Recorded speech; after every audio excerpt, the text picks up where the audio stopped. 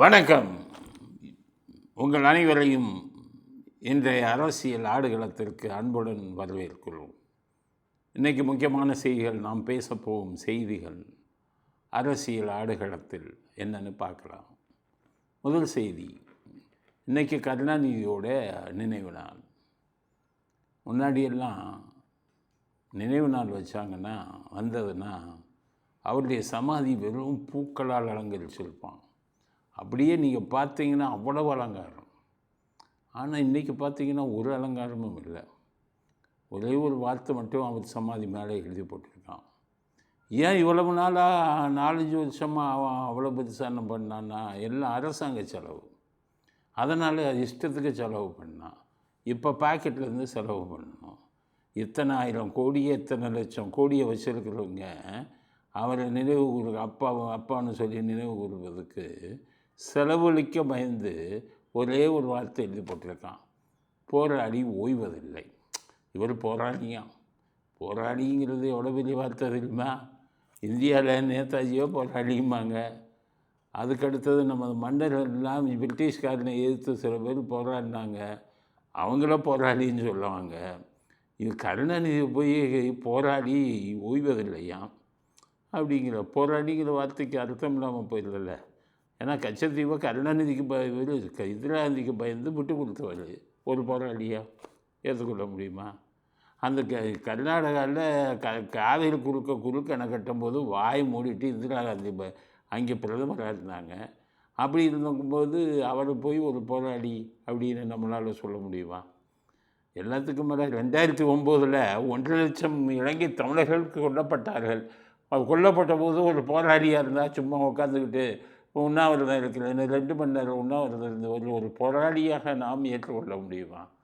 எல்லாத்துக்கும் அதுக்கு அடுத்தது 2001 ஜெயலலிதா கைது பண்ணும்போது ஒரு போராளியாக இருந்தால் ஐயோ அம்மான்னு கத்துவாங்களா? பாத்ரூமில் உள்ளே போயிட்டு முருகசலிமாரனுக்கு ஃபோன் பண்ணுவாங்களா? கட்சிக்காரனுக்கு ஃபோன் பண்ணுவாங்களா? அப்போ இவர் ஒரு போராளின்னு சொல்கிறதுக்கு தகுதி இருக்காங்கிறது தான் என்னுடைய கேள்வி. நான் எப்போவும் கருணாநிதியை தாக்குறேங்கிறதுக்காக இதை சொல்லலை. நான் கருணாநிதியை தாக்குவேன், திமுகவை தாக்குவேன். ஆனால் நீங்கள் செய்கிற ஒவ்வொரு விஷயத்தையும் தாக்கி சொல்லணும்ல. தப்பாக இருந்தால் சுட்டி காட்டணுமே. போராளிங்கிற பட்டம் அவருக்கு பொருந்தாதுப்பா. அவர் எந்த காலத்திலும் போராடியே இல்லை அப்படிங்கிறத ஸ்டாலின் நீங்கள் புரிஞ்சுக்கங்க. அதனால் இதை வச்சாங்க ஊர்வலம். அங்கேருந்து முன்னாடி இப்போ ஆட்சியில் இருக்கும்போது பார்த்தீங்கன்னா ஆயிரக்கணக்கான பேர் வருவான். இப்போ இந்த ஃபோட்டோவை பாருங்கள், ஒரு 100 பேர் கூட இல்லை.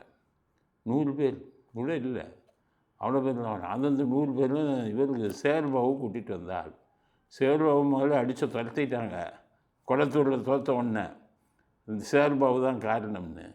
இப்போ அந்த உதயநிதியை கைது பண்ணும்போது சேர்பாவு ஆட்களை திரட்டிட்டு வந்தார். அதனால சேர்பாவு கூட சேர்த்துக்கிட்டாங்க. ஆளை திறக்கிறதுக்கு இந்த ஆள் வேணும். ஒரு 100 பேரை கூட்டிகிட்டு வந்துடுவார். அந்த ஆள் அடியாட்களை வந்துக்கிட்டு கற்ற விடுவார். இதைத்தான் கொஞ்சம் உருப்படியாக செய்கிறாரு. அதனால் அவரை கொஞ்சம் கூட்டி. ஆனால் அப்படி ஆள் இல்லை, ஆளே கிடைக்கல அன்னைக்கு உதயநிதியை கைது செய்யும்போது. ஆனால் ஒன்றும் பண்ணிவிட்டார் சேர்பாபு. ஆட்களை கூட்டிகிட்டு வந்தார். கூட்டிகிட்டு வந்தவங்க கருணாநிதி ஒழிகான்னு கோஷம் போடுறான். நீங்கள் வீடியோ பார்த்துருப்பீங்க, பாருங்கள். திமுக ஒழிகான்னு கோஷம் போடுறான் குடி போதையில்.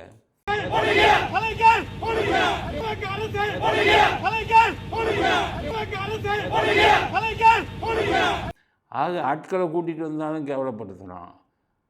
கூட்டிகிட்டு வந்து ஒரு 50 பேர் மட்டும் போய் மலர் வளையம் வச்சுட்டு எல்லாம் அவரை ஸ்டாலின் சொல்கிறார், எல்லாம் அவரை தனது கரகரத்த குரலால், அதாச்சும் பரவாயில்ல, உதயநிதி தனது காந்த குரலால், உங்கள் தாத்தாவுக்கு என்ன நீங்கள் உங்கள் காந்தமாக இருக்கும், அது யாருக்குமே பிடிக்காத ஒரு குரல். உடன்பிறப்பேன்னு சொல்லிகிட்டு இருப்பார். யாருக்குமே பிடிக்காத குரல். அது உதயநிதி காந்த குரலால் இனியும் உடன்பிறப்பே மாறான். அது அதை நினைவு கூறுகிறார். அவர் வழி நடப்போம். யார்? பேரன் சொல்கிறாரு. மகன் சொல்கிறாரு கரகரத்த குரலால். அதுதான் உண்மை. காந்த குரல் இல்லை, அந்த குரல் கரகரத்த குரல் தான்.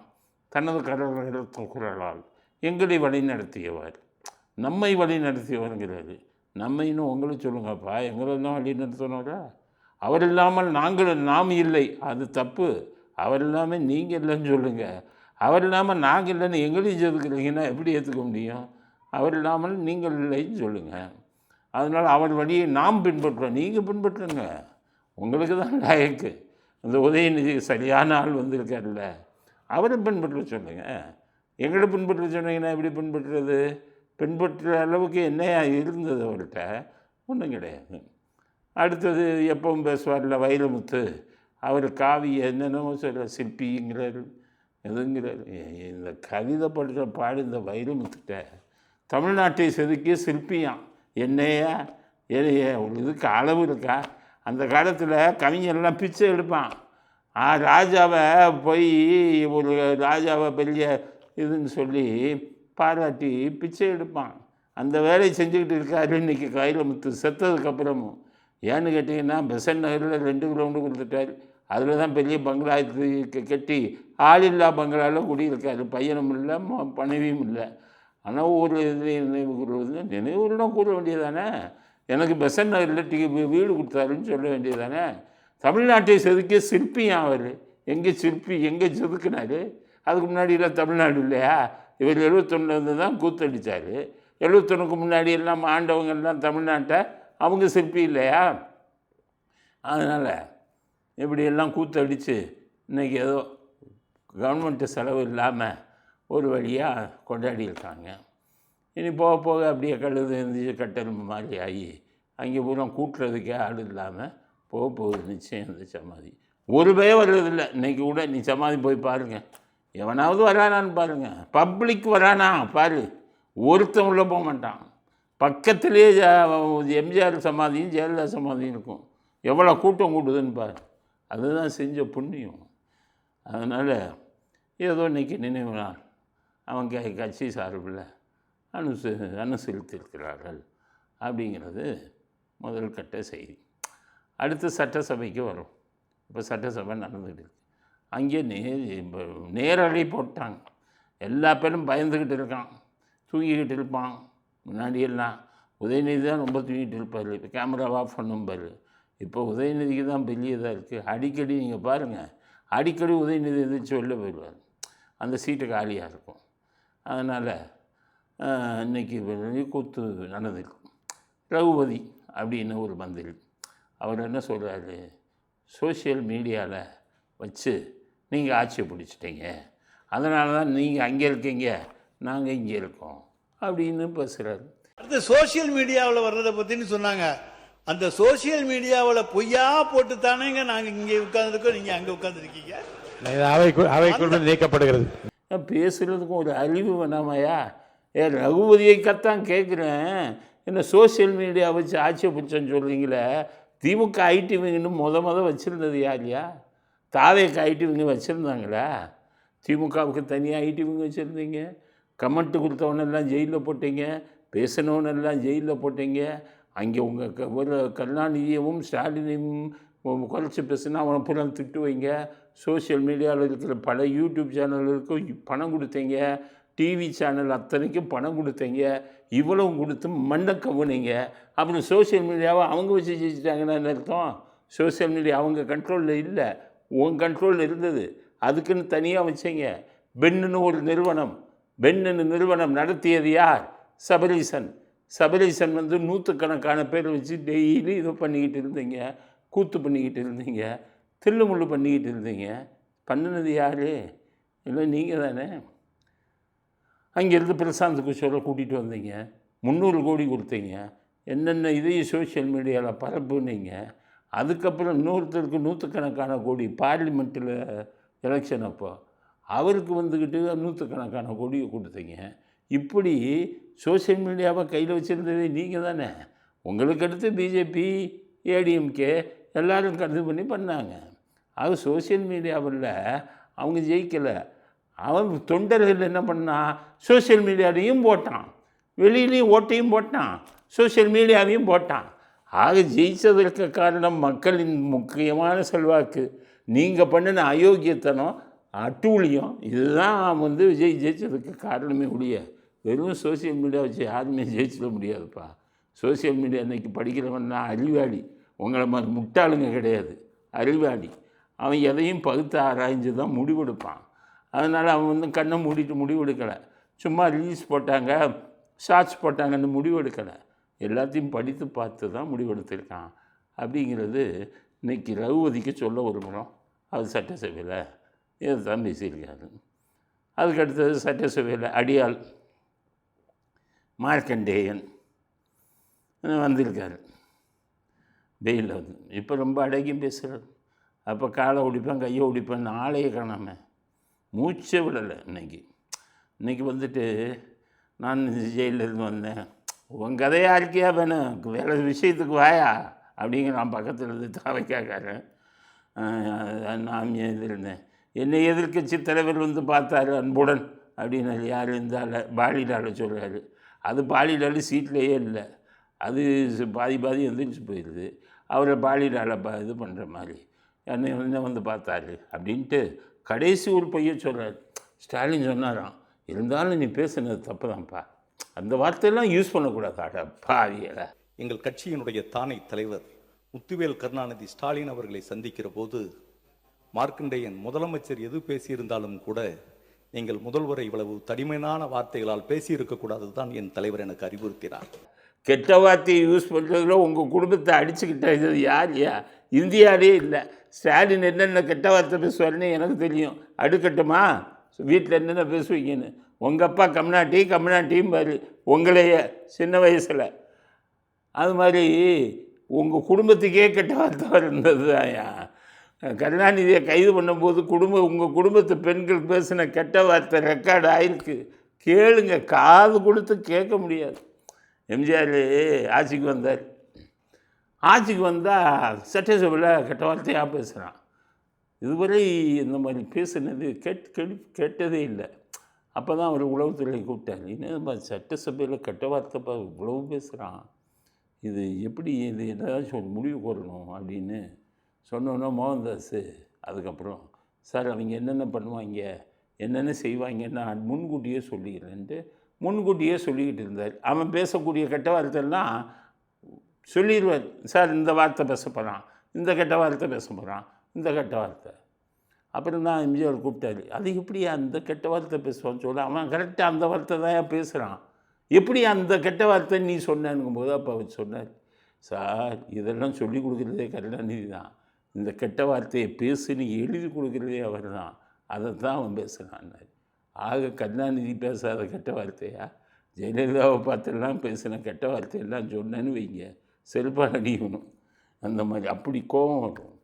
ஆக கெட்ட வார்த்தைக்கே பேர் போனவங்க உங்கள் குடும்பம்.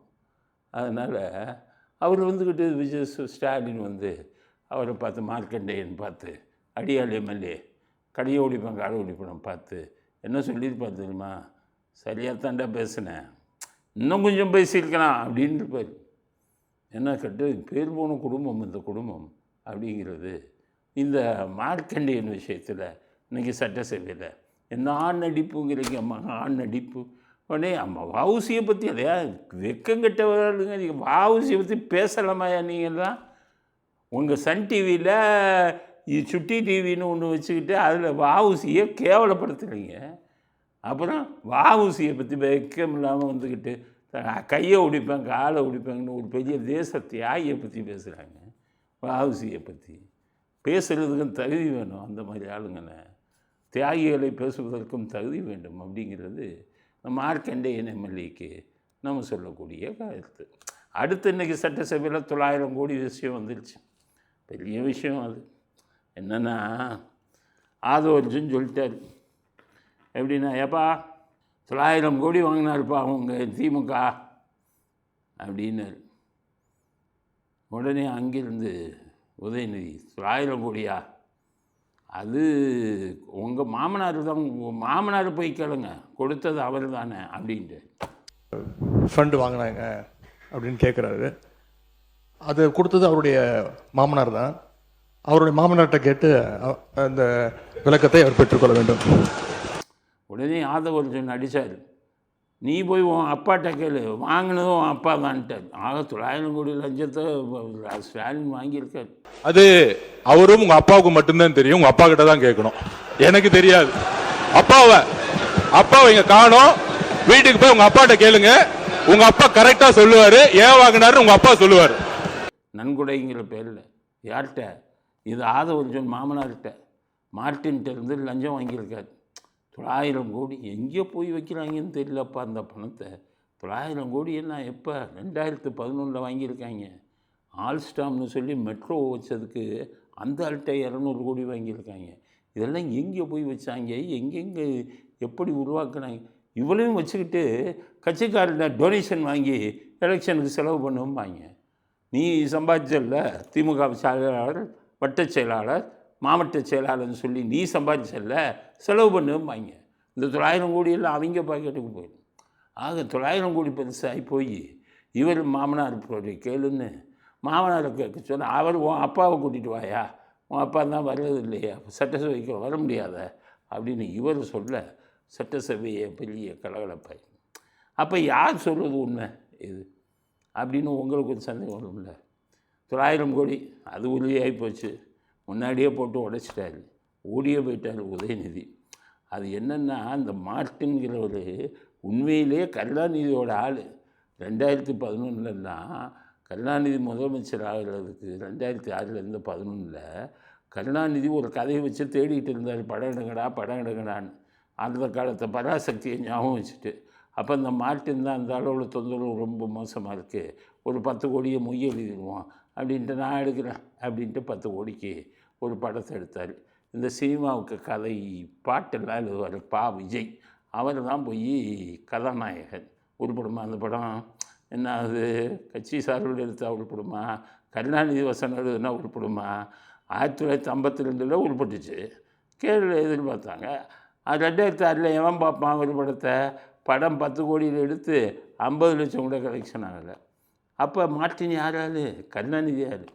அப்புறம் 2011 டிஎம்கே ஏடிஎம்கே ஆட்சிக்கு வந்தது. இந்த மார்ட்டினை பிடிச்சி குண்டாஸில் போடணுன்னு எவ்வளவோ ட்ரை பண்ணாங்க அவங்க எல்லாம். அப்போ மார்ட்டினை பிடிக்கவே முடியலை. போலீஸ் பிடிக்கிறதுக்கு ரெடியாக இருந்தாங்க. அப்போ ராஜாத்தி அம்மாள் அவங்களுக்கு ஜாதி பாசம், மார்ட்டின் அவரும் ஒரே ஜாதி அப்படின்னு இதுக்கு பணம் வருதுன்னா ஜாதியை பேசுவாங்க. அப்புறம் ஜாதிக்காரனுக்கு எதுவும் பண்ணது அவங்க சரித்திரமே கிடையாது. அதனால் என்ன பண்ணாங்க, மார்ட்டினுக்கு 10 கோடி ரூபா தரேன், மார்ட்டின் கைது பண்ணாமல் இருக்கிறதுக்கு 10 கோடி ரூபா தரேன்னு ராஜாத்தி அம்மாள் சசிகலாட்ட பேசி இந்த பவுனாருக்கு இந்த வாக்கு மூலம் அவங்களுக்குள்ளே பேசின வாக்கு வாதம் ஜெயலலிதா கைக்கு போய் உளவுத்துறை கொடுத்து சசிகலாவே விரட்டினாங்க. நீ என்ன மார்ட்டினுக்கு தூதா, இதே ராஜாத்தி அம்மாளுக்கு நீ தனியாக பேசுகிறீங்களான்னு விரட்டினாங்க. ஆக மார்ட்டின் யாருக்கு வேண்டியாள்? கருணாநிதிக்கு தான் வேண்டியாள். ஆதவர்ஜன் சொன்னது தான் உண்மை. 1000 கோடி இருந்தாலும் 2011 வாங்கியிருக்காரு. வாங்கினது கருணாநிதியா, கொடுத்தது உங்கள் மாமனாரா? அவங்க அப்பாவுக்கு தெரியுமா, உதயநிதி அப்பாவுக்கு? அப்படின்னா என்ன அர்த்தம்? ஸ்டாலின் 900 கோடி லஞ்சம் வாங்கியிருக்காரு 2011. உத்தமர் யோகியர் மாதிரி பேசுவார். இப்போ போய் பேசுங்க அப்படிங்கிறது இன்றைக்கி சட்டசபையில் நடந்த இந்த நிகழ்ச்சிக்கு அடுத்து நாம் சொல்ல வேண்டிய விஷயம். அடுத்து 5 முதலமைச்சர்களை கூட்டினது எங்கள் அப்பா தாங்கிறார் ஸ்டாலின். தாங்கிறார். சொல்வது யார்? நம்ம பாலிட்டால் தான் சொல்கிறார். எங்கள் அப்பா தான் 5 முதலமைச்சர்களை கூட்டினார். சென்னையில் கூட்டினாராம். எதுக்கு கூட்டினாராம்? தொகுதி வரையறுமை. தொகுதி வரையறுப்பு பண்ணுறது. அதாவது பார்லிமெண்ட்டில் இப்போ மொத்தம் 540 சீட்டு இருக்குது, 540 தொகுதி இருக்குது, 541 சம்திங் வரும். அதை 800 ஆக்க போகிறாங்க. அப்போ நமக்கு கூட்ட போகிறாங்களா குறைய போகிறாங்களான்னு இப்போ தெரியவே இல்லை. கூட்டினாலும் கூட்டுவாங்க. அதுக்குள்ளே ஸ்டாலின் ஒன்றுமே தெரியாமல் போய் முதலமைச்சர் எல்லாம் கூப்பிட்டு நம்ம தொகுதி வரையில எதிர்ப்போம்ட்டார். ஆனால் அவங்க கட்சியிலையும் ஒரு விஷயம் தெரிஞ்சாலும் திருச்சி சிவா அவர் அறிக்கை விட்டுருக்காரு இன்றைக்கி. இருங்கப்பா, கூட்டுறானா குறைக்கிறானான்னு தெரியல, நமக்கு கூட்டினாலும் கூட்டலாம், தொகுதி வரட்டும் எண்ணிக்கை, அப்புறம் போராட்டம் பண்ணலான்னு ஒரு சொல்கிறார். ஆனால் ஸ்டாலின் அப்போவே 5 முதலமைச்சர்களை கூப்பிட்டு தொகுதி வரையில பற்றி பேசினேன். அப்போ இதுலேருந்து என்ன தெரியுது? ஸ்டாலினுக்கு ஒன்றும் தெரியல, 0. தொகுதி வரையிறனாலே இன்னும் தெரியாது. அந்த இவங்க சொன்ன ஒன்று கேட்டுக்கிட்டு அதுக்கு ஒரு கூட்டத்தை நடத்தி கூத்து பண்ணியிருக்காரு. இதை சாதனையாக பேசுகிறாரு நம்ம பாடிடார். அவர் என்ன சொல்கிறாரு, இப்போ எங்கள் அப்பா அப்போவே 5 முதலமைச்சர் வச்சு கூட்டினாருன்னு. உங்கள் அப்பாவுக்கு ஒன்றும் தெரியலன்னு அர்த்தம். தொகுதி வரையிலைன்னா என்னன்னு தெரியலன்னு அர்த்தம். எண்ணிக்கை எவ்வளோ வரப்போகுதுங்கிறதும் தெரியலை. அப்படிங்கிறது பாடிலால் புரிஞ்சுக்கிட்டோம் நான், அப்படிங்கிறது நம்ம கருத்து. இப்போ விவாகரத்து விஜயோட இதை வச்சுக்கிட்டே பேசுகிறாங்க. சங்கீதா எப்படி விவாகரத்து பண்ண போட்டாங்க, அவங்கள பாவம் தூண்டி விட்டு அந்த லைக்கா ப்ரொடெக்ஷன்ஸ்னு ஒருத்தவங்க லண்டன் பேஸ்டு, அவங்கள வச்சு தூண்டி விட்டு சங்கீதா ஃபேமிலியும் அவங்க ஃபேமிலியும் ரொம்ப நெருக்கம், அங்கே பண்ணாங்க. இங்கே இவங்களுடைய ஃபேமிலி இருக்க கருணாநிதி, அவங்களுடைய பொண்ணு லண்டனில் படிக்குது. இதெல்லாம் அப்படியே மைண்டை பிரெயின் வாஷ் பண்ணி போட்டு செங்கல்பட்டு கோர்ட்டில் கேஸை போட்டாங்க. இப்போ திரிஷா முதல் கொண்டு இவங்க பேசுகிறதுக்கெல்லாம் காரணம் இந்த விவாகரத்து வழக்கு தான். அதனால் அந்த விவாகரத்து வழக்கு பெருசாகிடுச்சு. இப்போ பார்த்தீங்கன்னா சங்கீதா விவாகரத்தை வாபஸ் வாங்கிட்டாங்க. எப்படி பண்ணாங்க, வீடியோ கான்ஃபரன்ஸில் வந்து நான் வாபஸ் வாங்கிக்கிறேன் அப்படின்னு ஜட்ஜிட்ட சொல்லிட்டாங்க. ஆக வழக்கு முடிஞ்சு போச்சு. நம்ம பாடிட்டாலே ஸ்டாலினுக்கெல்லாம் ஒரே வருத்தம். இதை வச்சுக்கிட்டு கொஞ்ச நாள் பேசி வண்டியை ஓட்டியிருக்கலாமே, இப்போ இந்த வேறு வாபஸ் வாங்கிடுச்சு, இனி பேசுகிறதுக்கு ஒன்றும் இல்லைங்கிற கவலை வேறு. அப்படிங்கிறது அடுத்த கட்ட கருத்து. அதுக்கடுத்தது நக்கீரங்கோபால். அது எங்கே கேட்குறது, நக்கீரங்கோபால் மேலே வழக்கு பதிவு செஞ்சாங்க. அது ஏன்ப்பா இவ்வளவு லேட் பண்ணீங்க? அந்த ஆளெல்லாம் ஒரு பத்திரிக்கைக்காரர். ஏப்பா நக்கீரங்கோபால் தான் கேட்குறேன், எல்லாம் ஒரு பத்திரிக்கைக்காரங்கன்னா ஏதோ அது பேருப்பா நக்கீரன், எவ்வளோ பெரிய பேர். நெற்றிக்கண் திறப்பினும் குற்றம் குற்றமேன்னு சொன்னால் ஒவ்வொரு ஆளுக்கும் ஆளுங்கட்சியில் திமுக ஜாடாச்சுக்கிட்டு அவன் கொடுக்குற எலும்பு துண்டை தின்னுக்கிட்டு இருக்கிற ஆள் நீங்கள் பத்திரிக்கையாக நடத்துகிறீங்க. பத்திரிக்கை வச்சுக்கிட்டு ஒவ்வொருத்தனையும் பயமுறுத்தி ஒவ்வொருத்தன்ட்டையும் லஞ்சம் வாங்கினீங்க. தன் வீரப்பேசுலேயே பிடிச்சி உள்ளே போட்டு ரிமாண்ட் பண்ணியிருக்கணும். வீரப்பண்டையே கொள்ளையடிச்சார்ல, வீரப்பம்மா அவன் காட்டிலேருந்து எவ்வளோ கஷ்டப்பட்டுக்கிட்டு சம்பாதிச்சதை இவர் அப்படியே ஏஜென்ட் மாதிரி போய் ராஜ்குமார் இதுக்கு 10 கோடி வாங்கிட்டு இங்கே இருக்கிறவங்ககிட்ட எல்லாம் கலெக்ஷன் வாங்கி அங்கே போயிட்டு 1 கோடியை கொடுத்துட்டு அப்படியே தப்பிச்சு வந்து அப்புறம் வீரப்பனுக்கு இந்த விஷயம் தெரிஞ்சு போய் அந்த நக்கீரங்கோபால் அனுப்புகிறோம் கொண்டு விடுவான்ட்டார். அதுக்கப்புறம் நெடுமாறன் அனுப்புனாங்க சமாதான தூதுவர்னு. அது ராஜ்குமாருக்கு இவர் மேலே இதாகிடுச்சு. ஆகா, அதுதான் திருடனாக இருக்கான், நம்மளை காப்பாற்றவனு வந்தால் இவன் வீரப்பாலாக இருக்கான்னு அவர் நினச்சார். ஆனால் அவர் வீரப்பாலும் இல்லை. ஏன்னா வீரப்பனுக்கு 10 கோடின்ட்டு 1 கோடி கொடுத்தாரு. அதனால் எல்லாருக்கும் கெட்டவனாக இருந்தார். இந்த கெட்டவனெலாம் கருணாநிதிக்கு ரொம்ப பிடிக்கும். அதனால் கருணாநிதி தூக்கி ஒரு மடியில் வச்சுக்கிட்டார். வச்சு அவர் இந்த பத்திரிக்கையை வச்ச பல கோடி சம்பாதிச்சார். அதுக்கப்புறம் எடப்பாடியை பயமுறுத்துறதுக்கு அந்த மேத்யூங்கிற ஒரு பத்திரிக்கைக்காரனை வச்சு அங்கே கொடைநாடு கொலை வழக்கில் சம்மந்தப்பட்ட சியானை தூக்கிட்டு போய் அங்கேயே டெல்லியில் வச்சு ஒரு ரூமில் நீ எடப்பாடிக்கு இதில் சம்மந்தம் இருக்குன்னு சொல்லு அப்படின்னு அவன் தான் கொலை குற்றவாளி நம்பர் 1. அவனை வச்சுக்கிட்டு பணம் சம்பாதிக்கலான்ட்டு எடப்பாடிட்ட 500 கோடி கட்டார், 600 கோடி கட்டாருன்னு பத்திரிக்கையில் வந்தது. கடைசி அது புஸ்வான மாதிரி போய் நம்ம உள்ளே போய் உண்மையெல்லாம் சொன்னோம். ஒன்று அவன் மேத்யூ ஓடியோ போயிட்டான். அதோடு தமிழ்நாடு அவன் கதையை கிளப்பினோம். இவன் வந்து டெல்லியில் ஹோம் சீஃப் செக்ரட்டரியை தலைமைச் செயலாளரை இவனுடைய பிஏ அதை வச்சுக்கிட்டு ட்ராப் பண்ணான். அவர்கிட்ட 2 கோடி கேட்டான். இவன் திரிணாமுல் காங்கிரஸ் எம்எல்ஏக்கள்கிட்டலாம் அந்த பிலிப்புங்கிற இந்த மேத்யூங்கிறவன் பணத்தை கேட்டான் அப்படின்னு நான் அந்த கதையை பூரா சொன்ன ஒன்று அதோடு விழுந்துச்சு ஓடினவன் தான். அப்போ இப்போ முதலமைச்சர் எடப்பாடி இருந்தார். இதெல்லாம் தெரியும், இவ்வளோ உதவி பண்ணோம். ஆனால் என்ன பண்ணு பார்த்தீங்கன்னா அவர் நமக்கு எதிராகவே பல விஷயங்கள் எடப்பாடி பண்ணிக்கிட்டு நாங்கள்லாம் எம்ஜிஆர் அரவணைச்சு எங்களை அரவணைச்சு போகணும், எங்களுக்கு எதிராக பல விஷயம் பண்ண ஆரம்பிச்சிட்டாரு எடப்பாடி. அதோட எடப்பாடியவே உங்கள் சங்கத்தை வேணாம் அதுவரையெல்லாம் சொல்லிக்கிட்டு இருந்தான். என்ன எடப்பாடி கொடுக்குற பணமானா பணம் வாங்குறவெல்லாம் ஃப்ராடு பயிலையோ உங்கள் பொழப்பியா? ஒவ்வொருத்தன்ட்ட பணம் வாங்கி பத்திரிக்கை நடத்துகிறவங்க ஃப்ராடு. அந்த ஃப்ராடுக்கு துணை போகிற ஃப்ராடு நீங்கள். அது மாதிரி எடப்பாடிகிட்ட பணம் வாங்கினான்னு என்ன சொன்னான்? எடப்பாடிகிட்ட பணம் வாங்கினவன் வேறு, எடப்பாடியை ஏமாத்தினவன் வேறு. ஆனால் எங்களை மாதிரி ஆளுங்க எம்ஜிஆருக்கு விசுவாசமாக இருந்தோம். ஆனால் எடப்பாடி எங்களுக்கு விசுவாசமாக இல்லை. எம்ஜிஆருடைய லேண்டையே அவருடைய வாரிசுகளுக்கு கிடைக்காமல் அவர்களுக்கு நினைத்தார். அதிலிருந்து அவர் பக்கம் திரும்பவில்லை நாங்கள். அதனால் நக்கீரன் கோவாலை பிடிச்சது ரைட்டு. பேச்சா பேசினார். விஜய டேய் போடா வாடா, இப்படியா பேசுகிறது? ஒரு பத்திரிக்கைக்காரனா நீ போடா. கரூர்லேயே இவனை பிடிச்சி உள்ளே போட்டு வைக்கணும். ஒரு முதலமைச்சர் கரூரில் இவனை பிடிச்சி உள்ளே போட்டு வைக்கணுமா? ஒன்றை பிடிச்சி உள்ளே தள்ளணும், ஒன்றை பிடிச்சி இது பண்ணணும். என்ன ஆட்டம் ஆடினார் ஸ்டாலின் இருக்கும்போது. இப்போ என்னாச்சு? வழக்கு போட்டாங்க வரிசையாக. அரெஸ்ட் பண்ணி உள்ளே தள்ளுங்க. பத்திரிக்கையை வச்சு வியாபாரம் நடத்துகிற இந்த மாதிரி ஆளுங்களை விட்டு வைக்காதீங்க.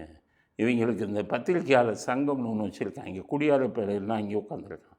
எல்லாம் 500 1000 வாங்குகிற கேஸ். நான் காவல்துறையில் இருக்கும்போது இவெல்லாம் ஓடி போவான்.